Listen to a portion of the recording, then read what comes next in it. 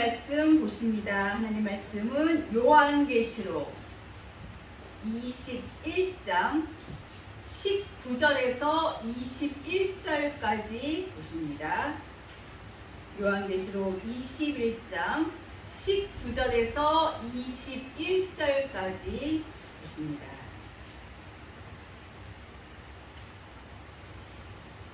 제가 봉독해 드립니다.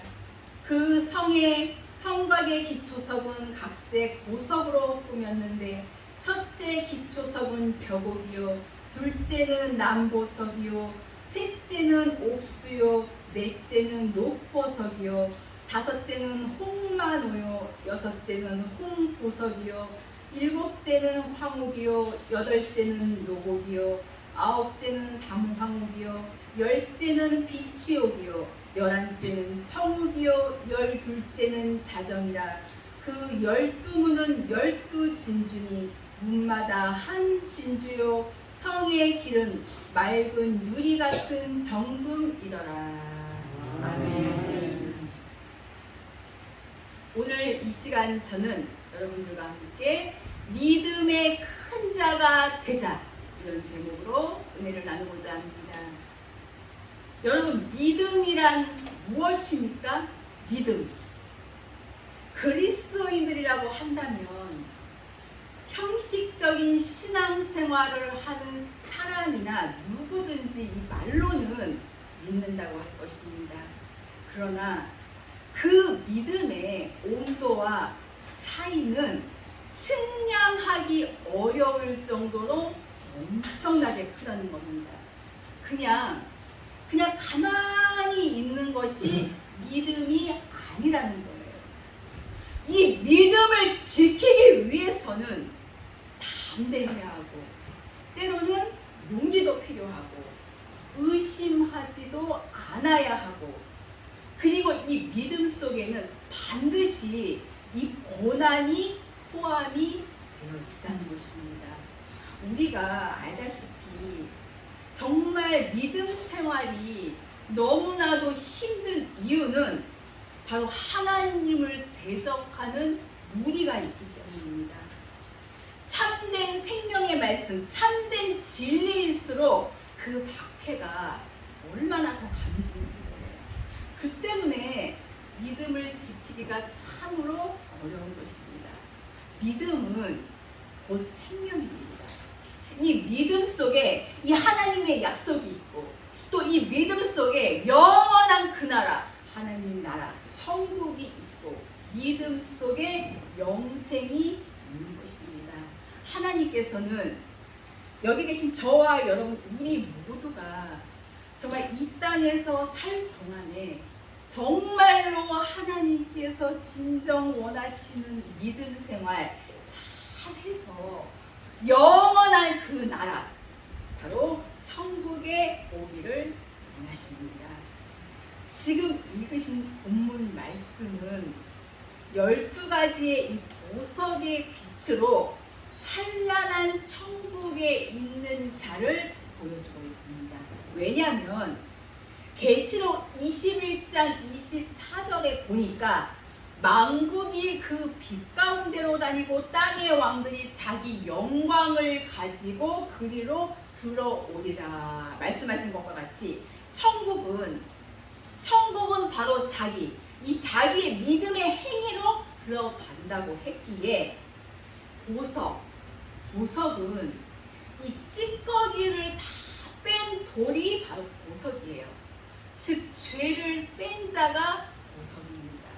그래서 이 보석을 통해서 그 사람의 믿음과 마음을 표현을 하되 바로 빛으로 표현을 했다는 것입니다. 하나님의 나라는 바로 빛의 나라이기 때문에 천국의 보석은 천국에 바로 올라간 자입니다. 보석의 빛은 그 사람의 믿음과 이 마음을 빛으로 보여주는 것이라고 했는데, 본문 말씀을 보니까 첫째 기초석은 벽옥이요, 둘째는 남보석이요, 셋째는 막 이렇게 하면서 쭉 12가지의 지금 빛이 나오는데, 새 예루살렘에 들어갈 믿음의 종류가 바로 12가지라는 것입니다. 이것은 믿음의 차이를 나타내는 것입니다. 새 예루살렘에 들어가는 자들도 믿음의 차이가 있다는 거예요. 그래서 영광도 다르고 또 사는 집도 다르다는 것입니다. 어떠한 집에 어떤 집에 사느냐, 이 보석의 빛에 따라서 서열이 있다는 것입니다. 빛의 차이는 이 믿음의 차이를 나타내는데, 하나님의 이 뜻을 많이 이루면 이룰수록 더 밝게 빛이 나는 것입니다. 고린도전서 3장 14절에 보면, 만일 누구든지 그 위에 세운 공력이 그대로 있으면 상을 받고, 구원을 받아 믿음으로 살아온 이 공력에 대한 이 상 받은 모양을 말하는데, 자기가 쌓은 믿음의 모양을 지금 빛으로 나타내는 표라는 거예요. 하나님의 나라는 제자법으로 청량을 합니다. 즉 얼마나 내가 이 세상 것을 버리고 주님을 위해서 갔는지 이 믿음으로 청량한다는 겁니다. 우리가 늘 소망하는, 우리가 늘 꿈에서라도 바라고 소망하는 천국, 바로 영생의 나라지요. 계시록 22장 1절에서부터 쭉 읽어보시면 이 세상의 비유로 영원한 나라의 생활을 소개하고 있습니다. 바로 영원한 나라에서도 먹고 누리고 살 수 있는 이 영생의 생활이 다 이루어져 있다는 것입니다. 영원한 나라에서도 똑같이 먹고 그리고 누리고 만나고 그리고 만지고 섬긴다는 거예요. 그렇다면 이 영원한 나라 바로 천국인데, 어떤 자가 천국에 들어가고 또 어떤 자가 천국에 못 들어가는가, 또 천국에 들어간 자 중에도 어떤 자가 새 예루살렘에 사는가.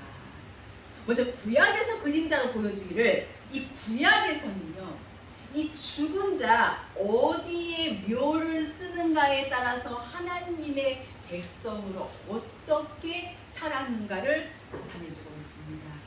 하나님의 백성으로서의 믿음을 나타내 줬다는 거예요. 즉 묘가 어디에 있느냐에 따라 천국에 들어간 자와 그리고 천국에 못 들어간 자를 보여줬다는 거예요. 또한 이 묘실에 장사한 자 중에서도 모신 곳이 또 어디냐에 따라서 또 믿음이 큰 자와 믿음이 작은 자를 구별할 수 있게 된다는 것입니다. 이것은 마태복음 11장 11절의 말씀과 같이 천국에도 당연히 서열이 있다는 것을 보여주는 것인데, 무엇으로? 바로 빛의 차이로. 이 빛이 말함이 다르다는 겁니다.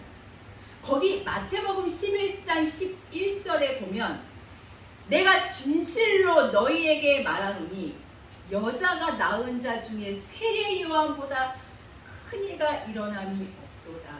그러나 천국에서는 극히 작은 자라도 저보다 크니라.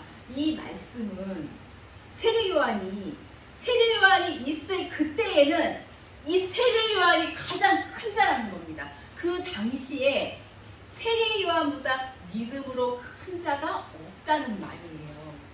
정말 참 선지자가 없던 그 시대에 하나님의 뜻을 깨닫고 정말 목숨을 걸고 이 하나님의 뜻을 외쳐준 자가 바로 세례 요한입니다.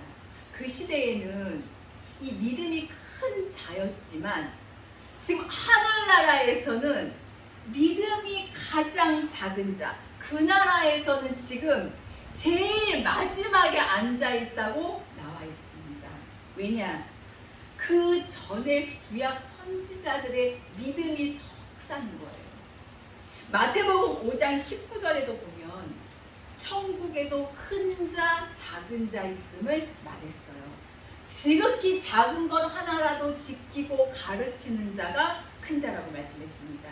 큰 자는 천국에서 가장 높은 자리에 앉아 있습니다. 하나님의 사랑과 그리고 형제 사랑을 온전히 이룬 자가 바로 가장 큰 자입니다. 좀 전에도 말씀을 드렸듯이 구약에서는 이 묘가 어디 있느냐에 따라서 또한 모신 곳이 또 어디냐에 따라서 천국에 들어갔나 못 들어갔나, 또 믿음이 큰 자나 작은 자냐 이렇게 보여줬다고 말씀을 드렸는데, 그렇다면 말씀의 본론으로 들어가서 먼저 첫째로 역대하 24장 15절에서 16절에 보니까 여호야다가 나이 많고 늙어서 죽으니 무리가 다윗성 열왕의 묘실 중에 장사하였으니 이는 저가 이스라엘과 하나님과 그 전에 대하여 선을 행하였음이더라. 여기 다윗성 열왕의 묘실, 여호야다와 같은 자를 장사한 곳인데 여기에는 선을 따라 산 자들이 들어갔다고 했어요. 선을 따라 산 자들, 즉 열왕기하 23장 25절에 요시야 왕같이 산 자들이죠. 마음을 다하며 정말 성품을 다하며 힘을 다하여 여호와를 향하여 모세의 모든 율법을 온전히 준행하였다고 말씀하고 있습니다. 그래서 역대하 34장 28절에 묘실로 들어가게 하니, 그런데 이 다윗성 이 열왕의 묘실에 장사되지 못한 왕이 있어요. 어떠한 왕이냐? 둘째로 역대하 24장 25절에 바로 요아스 왕. 이 다윗성에는 장사했으나 이 열왕의 묘실에는 장사하지 못했다고 나와 있습니다. 즉 천국은 갔어요. 천국은 갔으나 열왕의 묘실에 장사된 자가 믿음이 더 크다는 것입니다. 그의 행적을 보면 역대하 24장 4절에 요아스가 이 여호야다 제사장이 사는 동안에는 이 여호와 보시기에 정말 정직히 행하고 정말 잘 섬기고 또 여호와의 그 전을 준수할 뜻을 두었어요. 근데 이 여호야다가 죽자 간신히 와서 하는 말을 듣고 여호와를 버리고 그만 우상 숭배를 하였기에 이 하나님께서 선지자들을 보내서 경고하셨으나 듣지 않았습니다. 여호야다의 아들 스가랴 제사장이 이 성령의 이 감동을 받아서 너희가 여호와를 버렸으므로 여호와께서도 너희를 버리셨느니라 이렇게 함에도 불구하고 역대하 24장 22절에서 24절에 보면 그를 여호와의 전뜰 안에서 돌로 쳐 죽였어요. 그래서 하나님께서 벌을 주셨는데 아람의 침략으로 정말 부상을 당하고 반역으로 침상에서 죽임을 당했다는 것. 그래서 왕들의 묘실에는 장사되지 못하고 다윗성에 장사되었다는 것입니다. 또한 셋째로 역대하 25장 28절에 보면 아마샤 왕이 나옵니다. 이 아마샤 왕은 유다 성읍에 장사된 것으로 나와 있습니다. 요아스 왕의 뒤를 이은 왕이 바로 유다의 9대 왕 바로 아마샤인데 구원은 받았어요. 그의 행적을 보면 왕의 사명은 감당했습니다. 그러나 이 믿음은 지키지 못했다는 거예요. 하나님이 보실 때에 온전한 마음으로 행하지를 않았다는 것입니다. 이 아마샤는 역대하 25장 2절에 여호와 보시기에 옳은 일은 했으나 전심전력으로 하지 않았다고 성경은 밝히고 있습니다. 그렇다면 이 아마샤의 뒤를 이어서 왕이 된 우시야는 또 어떨까요? 넷째로 이 역대하 26장 23절에 보면 유다왕 우시야는 열왕의 묘실에 접한 땅에 장사되었다고 나와 있습니다. 우시야는 농촌 개혁을 해서 농촌이 잘 살도록 하였고 또 하나님이 기이하신 도우심을 받아서 강력한 군사력을 키워서 주변 나라들이 벌벌 떨게 하였으나 이 나라가 강성해지자 교만하여서 성전에 들어가 월권으로 분양하려다가 역대하 26장 19절에 보니까 이마에 문둥병이 발하여 성전에서 쫓겨나 죽는 날까지 별궁에서 지내다가 죽었습니다. 유다왕 우시야는 생명의 사람이었어요. 새 예루살렘에서 정말 찬란한 빛을 발할 수 있었습니다. 그런데 그 마음에 교만이 들어갔어요. 교만하였어. 즉 이 마음을 다스리지 못했기 때문입니다. 여기 땅에 장사되었다는 것은 떨어졌다는 말이에요. 생명으로 가다가도, 생명으로 잘 가다가도 지옥에 갈 수 있는 모양입니다. 이 아마샤 왕과 우시야 왕은 첫째 부활에는 참여치 못한다는 것. 아마샤 왕과 우시야 왕을 통해서 알 수 있는 사실은 그 누구라도 하나님을 저버리는 사람, 그리고 교만한다면 말로가 정말로 비참하다는 것, 망한다는 사실입니다. 우리 참된 그리스도인들은 그 어떤 경우에도 정말 하나님을 떠나서는 안 되며, 하나님의 이 귀한 말씀을 떠나서는 안 되고, 교만해서도 안 되고, 낮은 자리에서 늘 섬기는 자로 살아야 한다는 사실을 결코 잊어서는 안 될 줄로 믿습니다. 끝으로 역대하 32장 33절에 보면 너무나도 잘 아는 히스기야 왕, 열왕의 이 묘실 중에서 가장 높은 곳에 모셨다고 기록되어져 있습니다. 가장 높은 곳에 모셨다는 것은 믿음이 제일 높았다는 거예요. 그의 행적을 보면 열왕기하 18장 3절에서 8절에 보니까 히스기야 왕은 무엇보다도 하나님 앞에 정직한 사람이었다는 것입니다. 여호와 보시기에 정직히 행했기에 여러 산당을 제하고 주상을 깨뜨리고 아세라 목상을 찍으며 모세가 만들었던 이 노뱀을 부수고 누수란이라고 불렀다고 했습니다. 하나님 이 외의 모든 것들은 다 부정한 것이므로 제하여 버렸다는 것입니다. 그는 오직 하나님만을 섬기는 사람이었어요. 또한 오직 하나님만을 의지하는 사람이었습니다. 히스기야가 이 여호와를 의지하였는데 그의 전후 유다 여러 왕 중에서 그러한 자가 없었다고 했습니다. 히스기야 왕은 유다 역대 왕 중에서 가장 확실하게 하나님을 의지하였습니다. 히스기야 왕처럼 오직 하나님만을 의지하고 나갈 때에 하나님이 함께 하시고 형통하게 하신다는 거예요. 역대하 29장 30절에서 32절까지의 말씀을 보더라도 히스기야가 얼마나 하나님만을 섬기고 하나님만을 의지했는지 우리는 알 수가 있습니다. 거기 30절을 보면 여호와를 찬송하고 몸을 굽혀 경배하니라. 31절에도 여호와께 드리기를 감사로 제사 드리기를, 특히 32절에 번제 드리기를 힘쓰고 애썼다고 했어요. 그런데 이렇게 살았던 히스기야도 역대하 32장 25절에서 26절에 보면 마음이 교만하여서 이 영이 병들기도 했었다는 것입니다. 그러나 중요한 것은 히스기야가 이를 깨닫고 알았을 때에 바로 자신의 이 교만함을 뉘우침으로 하나님의 노를 면했습니다. 하나님의 진노가 이 히스기야 생전에는 임하지 않았다는 거예요. 이와 같이 구약시대 때에는 어디에 장사됐느냐에 따라서 크고 작은 자인지 천국에 들어갔는지 이 무덤의 모양으로 나타내줬다는 것입니다.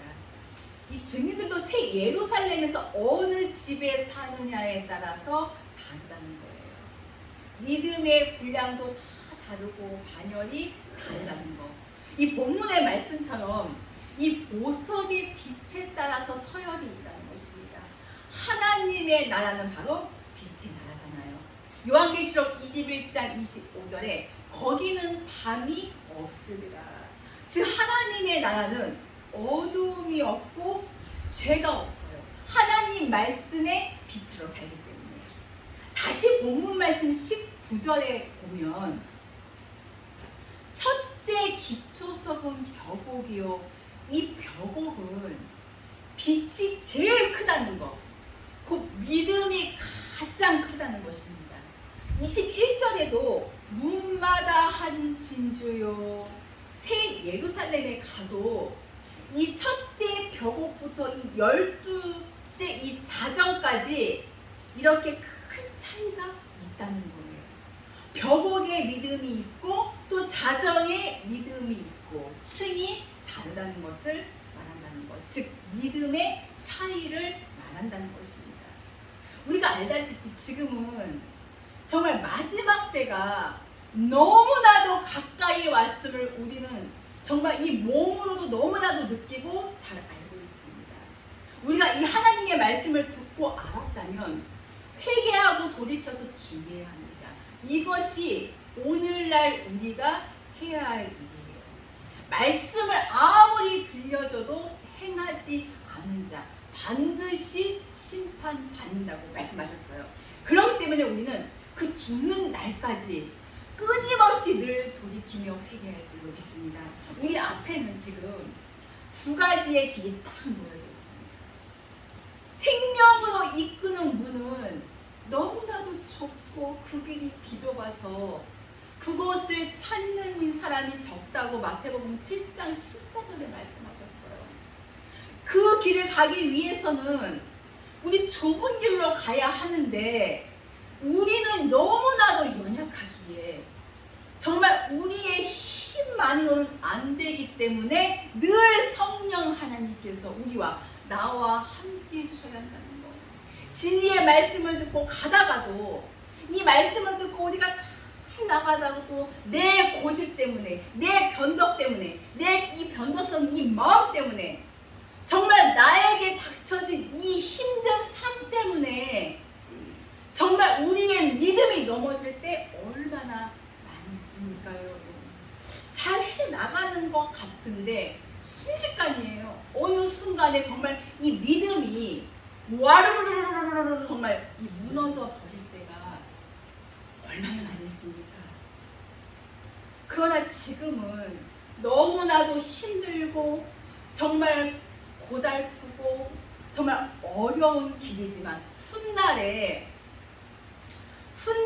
그 길 끝에는 우리 주님께서 나를 맞아 주실 것이고 우리의 무거운 짐들 다 벗겨주실 것입니다. 그러기에 우리는 더욱더 믿음을 가지고 참고 인내하며 나아가야 될 줄로 믿습니다.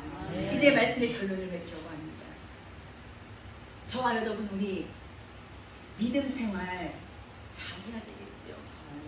왜 믿음 생활을 잘 해야 되느냐? 하나님께 우리 구원 받았잖아요.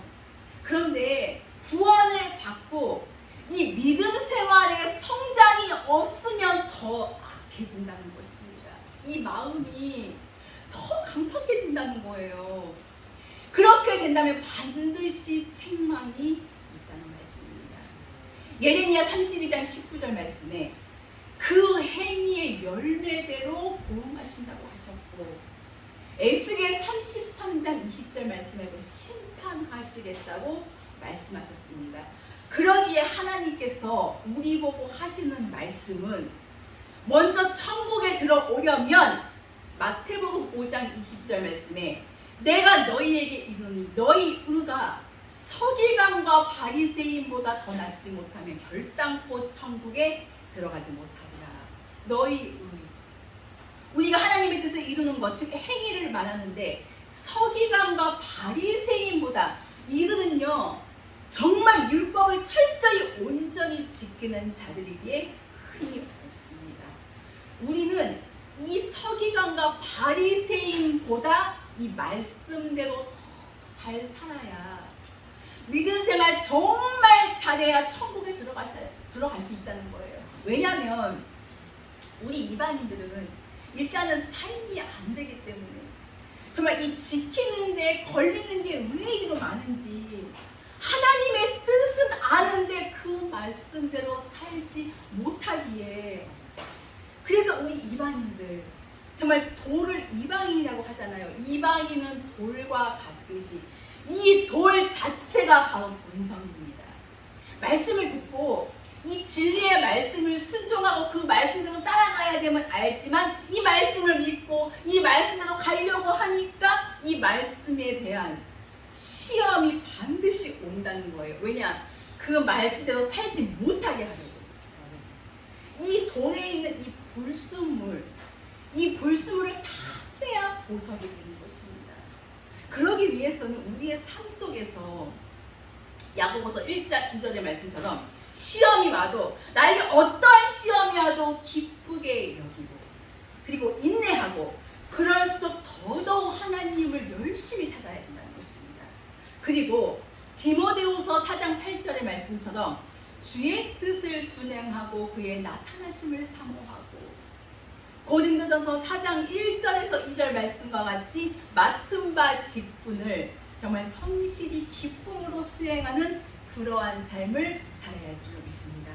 또한 믿음의 큰 자가 되려면 믿음의 큰 자는 아까 말씀드렸듯이 보석으로 비유하면 바로 벽옥이에요. 벽옥.